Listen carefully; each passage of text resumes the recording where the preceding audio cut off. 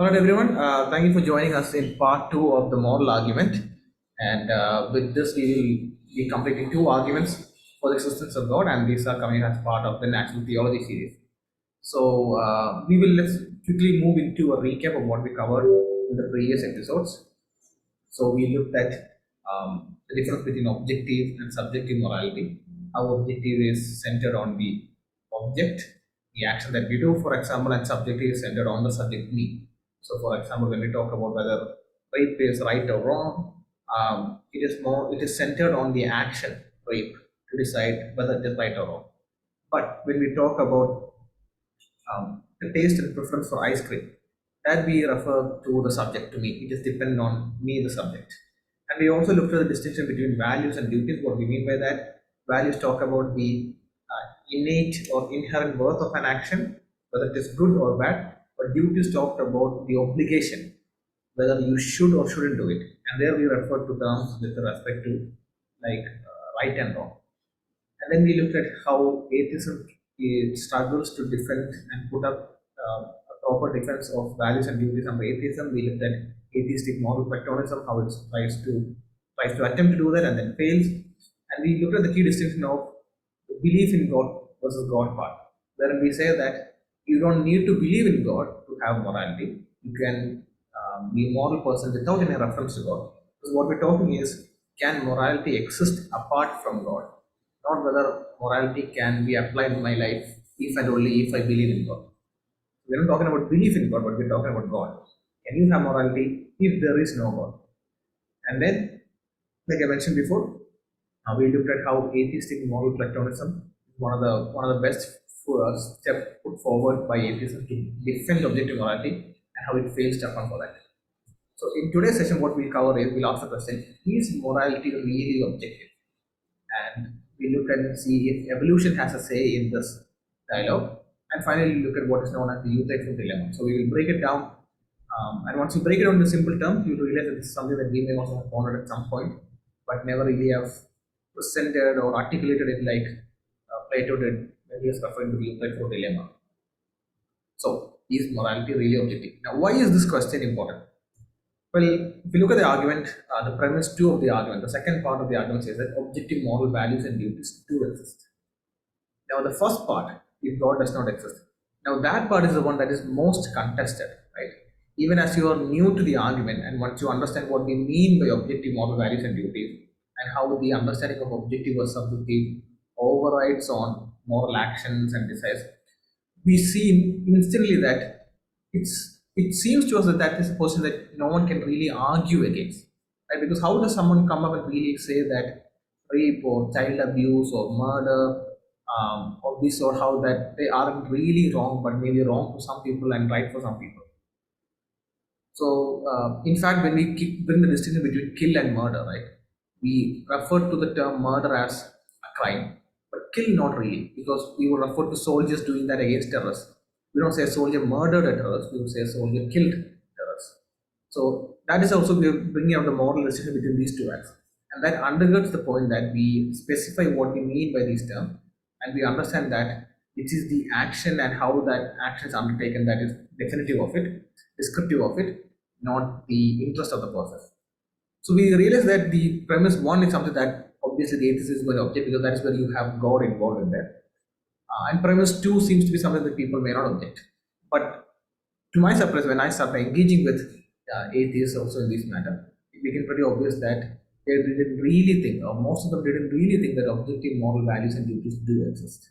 Now we look at some statements from leading atheist philosophers on what they make of it. We looked at them in the previous session, but we'll touch upon them today as well. So, how do you argue what objective morality, or how do you argue that objective morality really does exist? So let me throw in some quick put forth some brain teasers, if I may. That, and some of these was asked to be by my cousin long time back. So I think when I was, I think what 5 or 6 years back, when I was staying over at his place before I got into apologetics, he asked me this question during our sleepover. And it was all fresh thoughts to me. So, if no one heard the tree fall, did it make a noise when it fell? Well, I mean, how do you argue for it? Like, how do you prove it? Then the question: is my blue and your blue the same?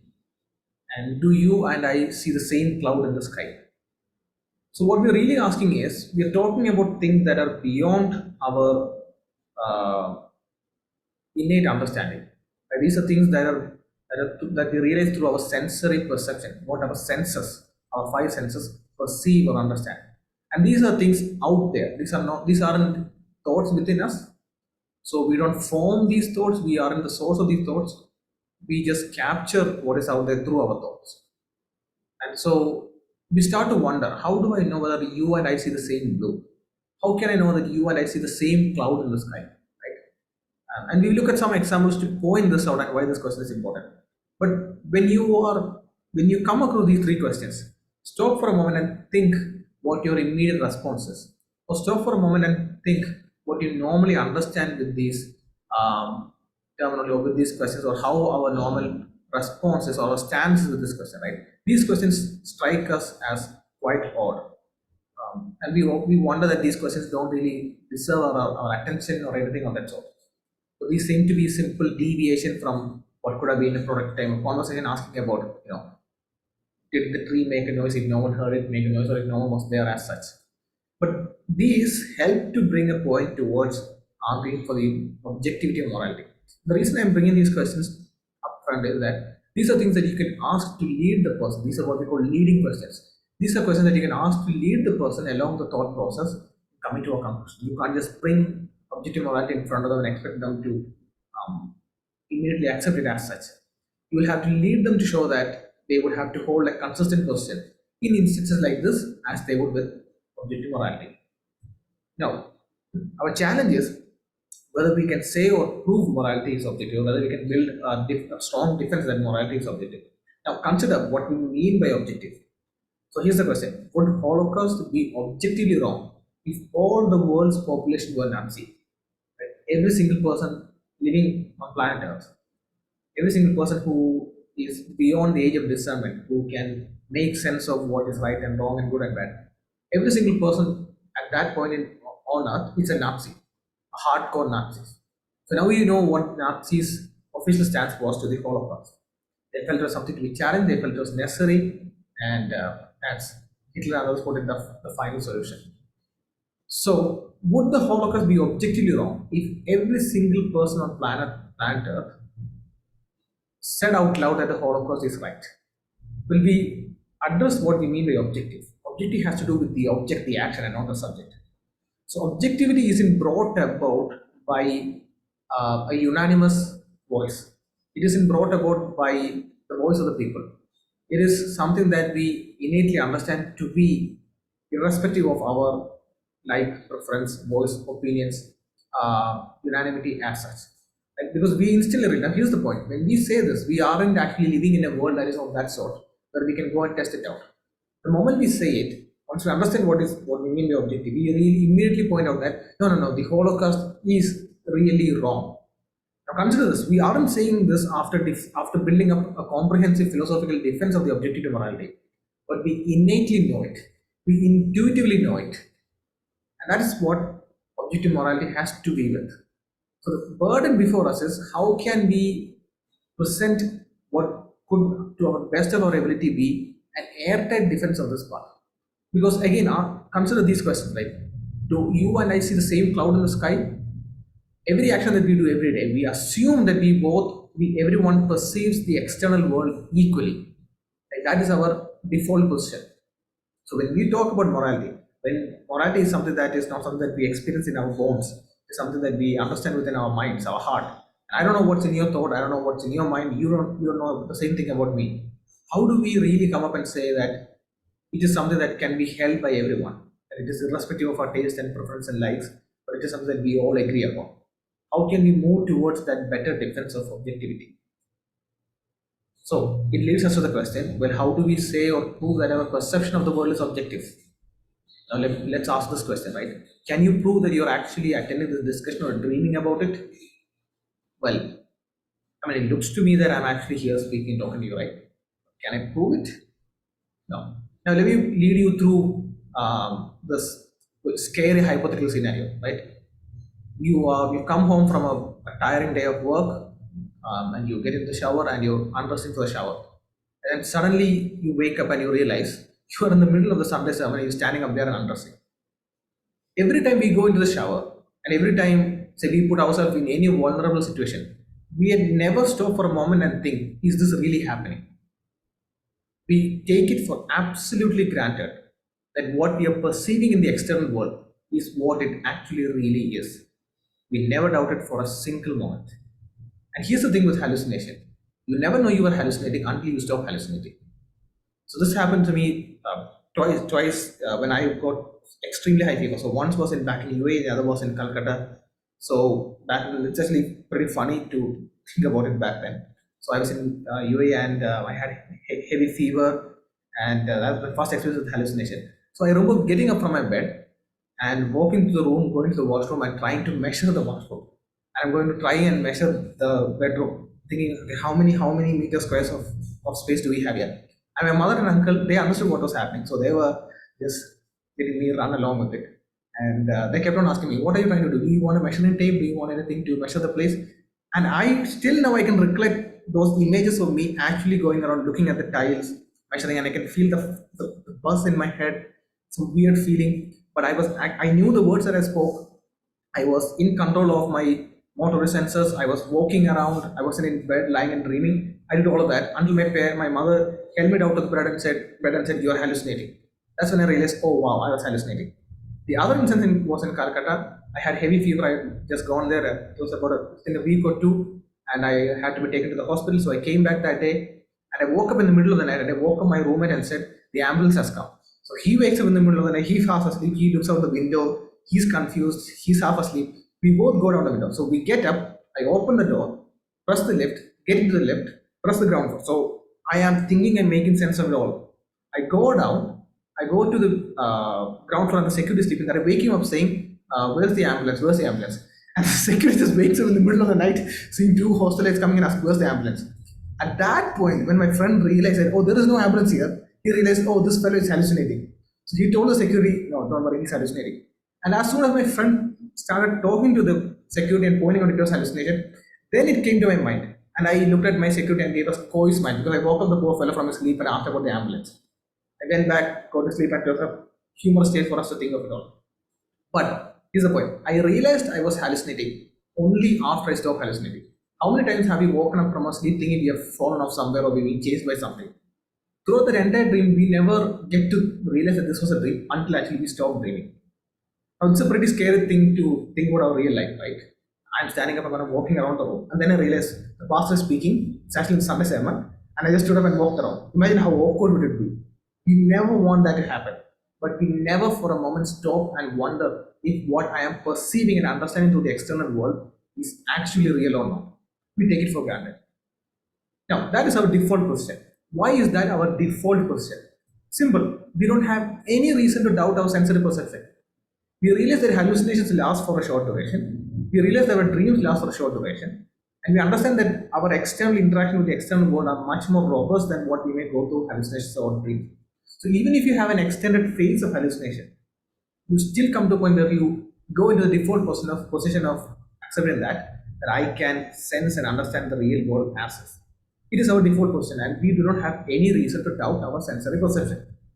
Same way, we have no reason to doubt our moral perception.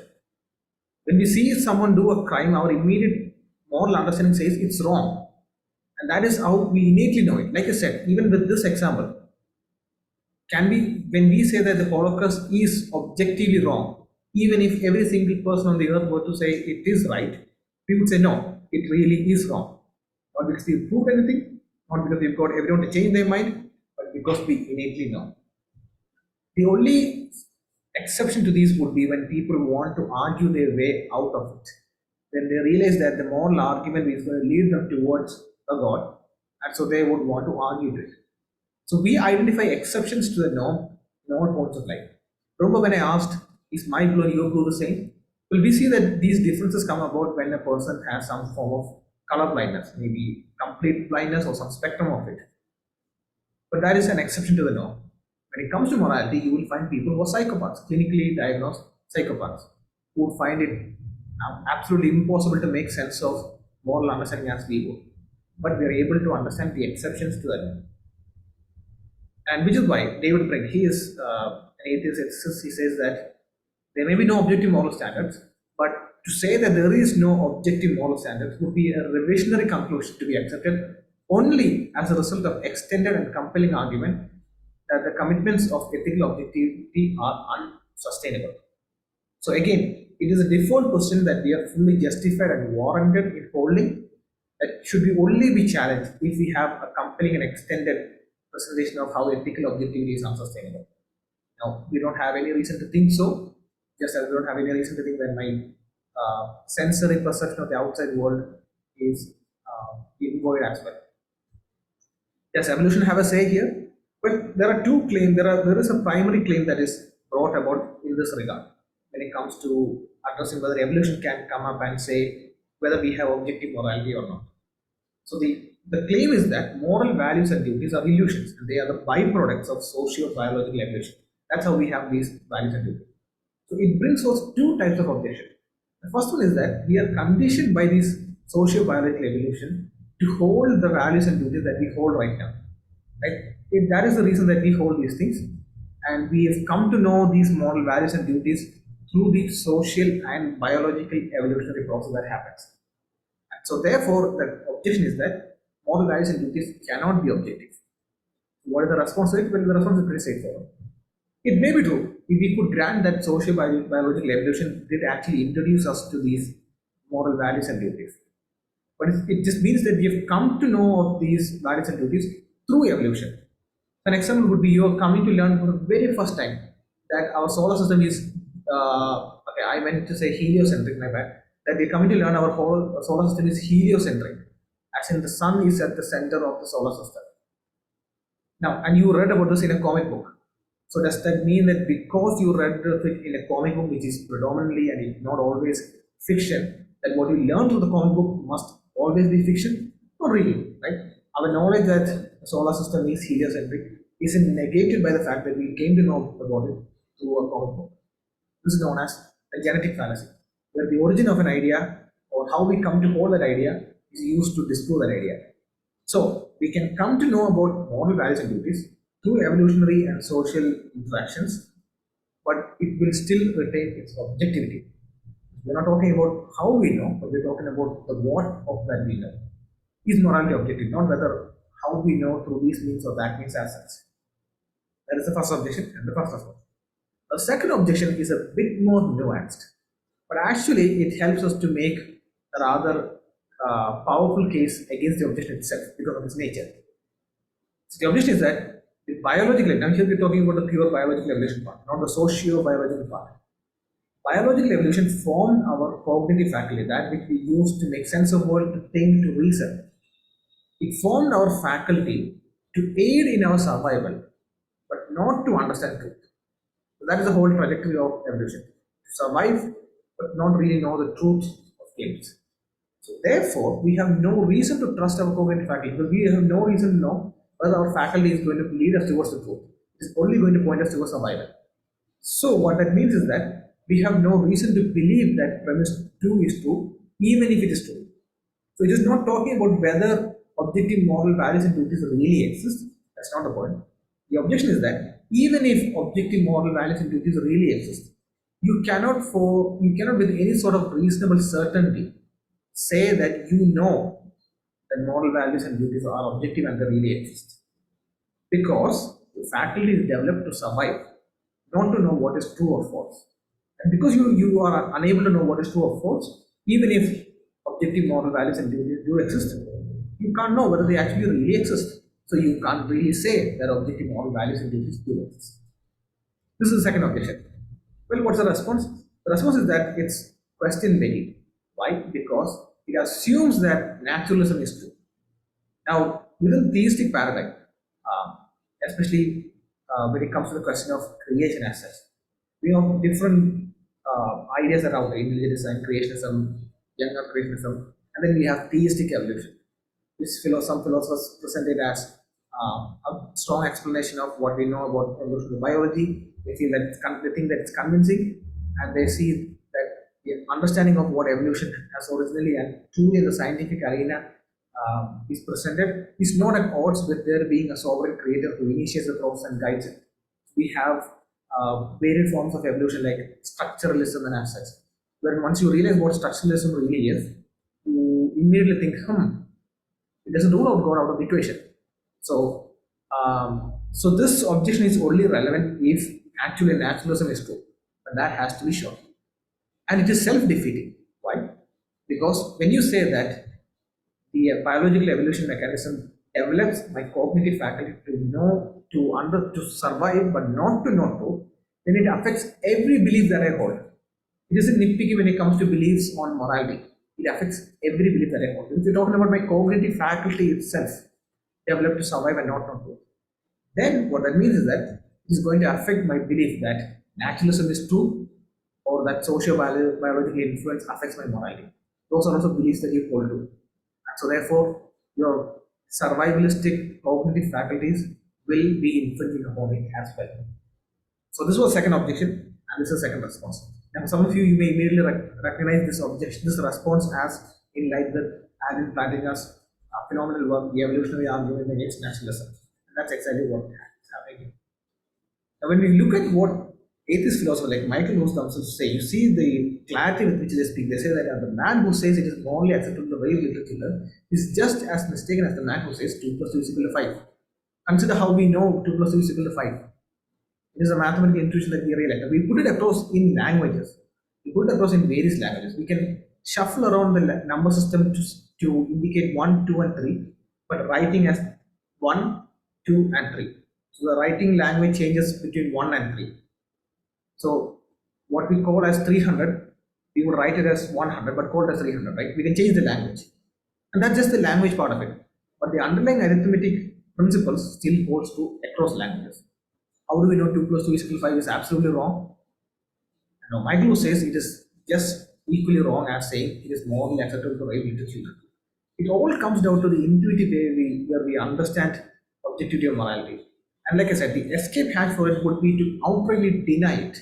If a person steps up to you and says 2 plus 2 is actually equal to 5, he's not talking about any change in number system, he's not talking about a change in how you present the language of arithmetics. He's saying 2 plus 2 is actually equal to 5. What can you say to that person? There's nothing that you can really say to that person. Because it's an adamant statement that flies in the face of reality. It's an adamant statement that flies in the face of even his own internal intuitions. That's pretty much that you can't, there's nothing that you can do there. Except maybe hold on to that conversation with the person, show how they are tripping in their position and revealing their inconsistency. And then maybe corner them to say they will come to terms with their inconsistency. They could still fly in the face of the inconsistency even after accepting that they're inconsistent, and there is pretty much nothing that we can do there. So that is just a fact that we have to come to terms with when we are presenting the moral argument. And the final part, the youth-fruit dilemma. What is this dilemma? What role does it have to play here? Well, it has to play a part again with what we covered in the first episode, in the first session. And this actually sort of wraps it up. The youth-fruit dilemma is what Plato put forward in his writing, and simply put it is A good because God loves A, or does God love A because A is good? And A could be a person, A could be an action, whatever it is. Now, I've just drafted in a different way to convey it better. So what the first horn, right, the first part, there are two horns to this dilemma. You're stuck between these two horns. The first horn would present is that morality is based on God's will. God just decides something's right now, and maybe later he will change his mind, and that's about it.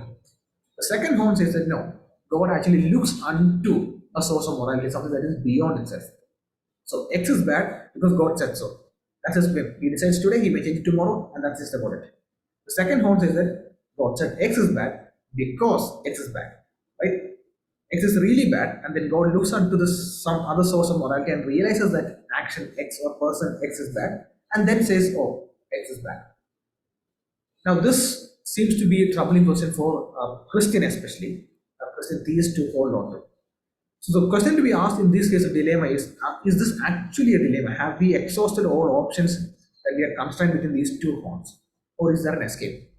Well, long story short, there is an escape. And this is the third option before us. And basically put, it says, God loves A because God is good. Or A is good Because God is good. To articulate it better, it would be to say that the ground source of foundation of morality is God's nature. And that is the third option. And so it slices the horns and it opens the escape hatch. The point that there is this third option that Luther didn't really consider. That the foundation source or grounding of morality is God's nature. Now, two questions to ask. What does it mean? And then, is this defensible in Christian theology?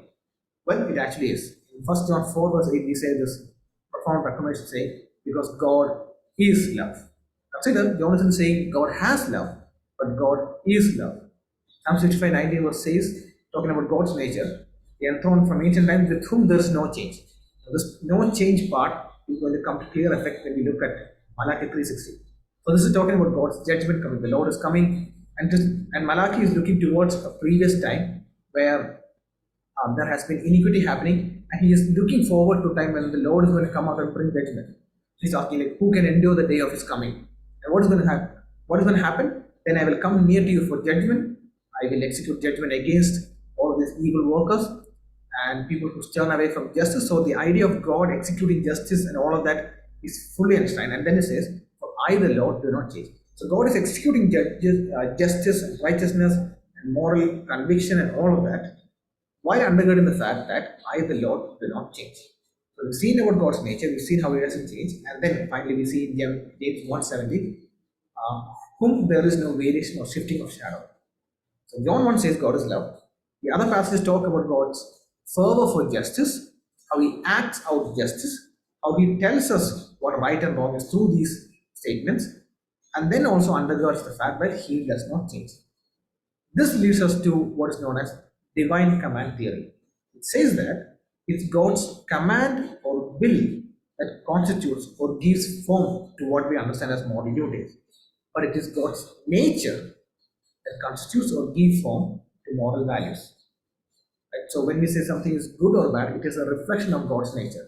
And when God puts forward a command saying, this is prohibited for you, this is permitted for you, that is how when we decide what is right and what is wrong. Now, when you get into divine command theory, there are nuances presented, put forward, articulated very clearly on how when something is permitted for someone, when something is prohibited for someone, and when something is permissible for someone, all of that. But that would get a bit too much into the weeds, so we're not going to touch into that. So divine command theory says that moral duties are grounded in God's commands, while moral values are grounded in God's nature. So what that means is that his commands are reflecting his unchanging character. Which way I looked at the part of his character is unchanging and how God executes his justice in line with his character. And because it reflects his unchanging character, God's commands aren't arbitrary. So to sum up, moral values and duties are grounded in God's command that essentially reflect his unchanging character. So we have seen defense for the third horn, and we have seen that God isn't arbitrary, and we've also seen that his nature is a source of values and duties as Christian theology puts forward, which means that God isn't looking forward unto some source of morality to understand and discern and put forward. So we have responded to the youthful dilemma within Christian theology. Now, if you are non-Christian and if you are some other form of theist, then it's up to you to bring up some sort of a defense. But as a Christian, this is a defense that holds philosophically, and this is a defense that is specifically outlined within theology, within scripture as well. But the question might be, why should God's nature be the standard for good? Well, this is what we covered in part 1, how it's difficult for you to ground the objectivity of moral values and especially duties in anywhere else. Recently, I came across this Malayalam article written by this pretty fast up and coming atheist YouTube channel called Reduxio, and it's found by a couple of young guys around our age as well, and they have gone head to head with Ashar and Ashish on Clubhouse. So one of their team members have put out this Malayalam article, and it was on responding to the more on the argument for moral objectivity and morality for God and so on and so forth. He hasn't released part 2 of it. It's been quite a long time. But in part 1, and he didn't give any indication as to what part 2 is going to be. But in part 1, he is pointing out how you can have moral values apart from God. And it basically had to do with the brute facts response that is pointed towards the morality part. It's too philosophical, which is why we didn't get into it. And it's not something that you normally would come across. The issue was, he was trying to defend and build a case for moral values. but not moral duties. He did not even address the concept of moral duties anywhere in his blog. So do keep that in mind that whenever you see a defense for morality apart from God, ask yourself, is the person arguing for moral value that something is good or bad? But is the person building up a proper framework within which I have an obligation to do or not do something? That is where atheism's defense really fails. Is how do you bring about the sense of authority or obligation towards something if there is basically no sense of authority or grounding beyond us? We looked at atheistic moral platonism, which took Plato's idea of platonism and abstract objects like numbers and came about and said, good, bad, love, selfishness, hatred, justice, all of these exist out there in some form, like numbers exist, like platonic entities, what Plato put forward, things that Plato put forward, platonic entities. Now we said even if that is the case, we have a lot of objections to that. But even if we grant that they do exist in some mysterious form, the question still remains: why am I obligated to behave in congruence with love, justice, and so on and so forth, but not anything else? And in response to the youth effort, when it's asked why should God be the standard for good? Well, in Christian theology, God is the greatest conceivable being. As the ontological argument of Anselm puts forward, God is the greatest conceivable being. And so, therefore, if you are the greatest being that we can conceive of, then this being must have as its property the epitome, pinnacle, or paradigm of goodness. So, it should really be the source of goodness. And if I live out my life in congruence or in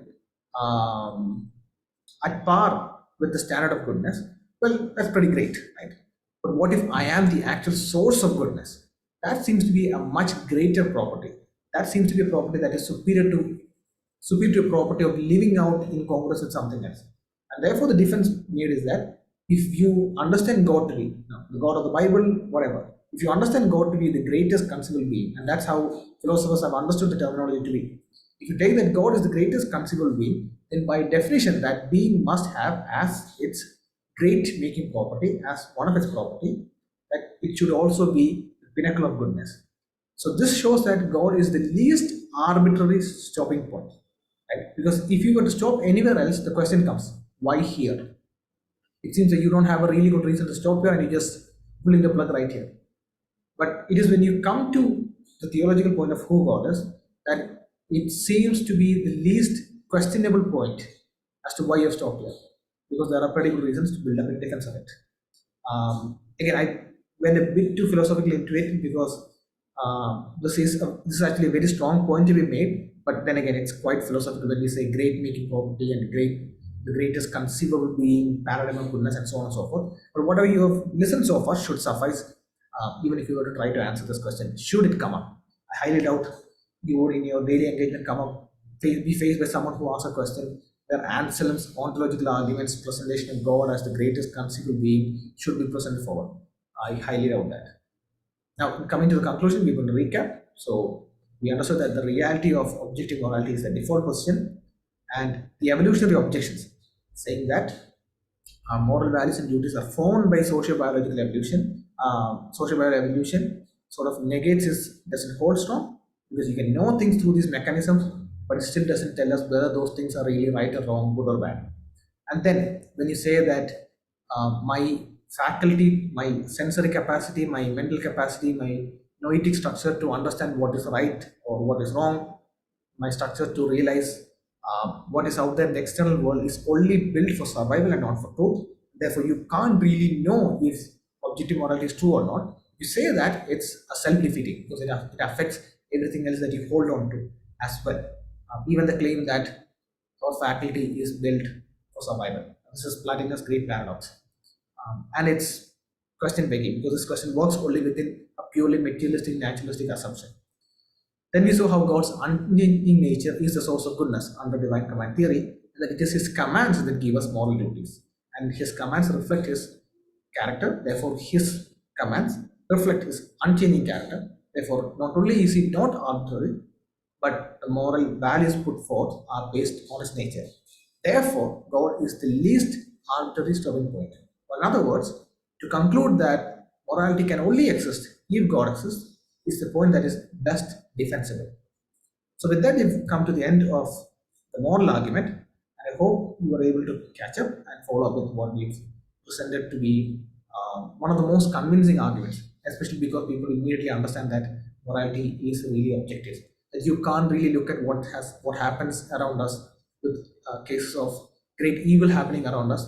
That you can't really look at it in its face and say that isn't really wrong. We are all governed by the sense of moral understanding that we all relate to and try to grasp to when a case for a social action or a social response or a revolution is made for. Because we understand that our default person is that morality is objective.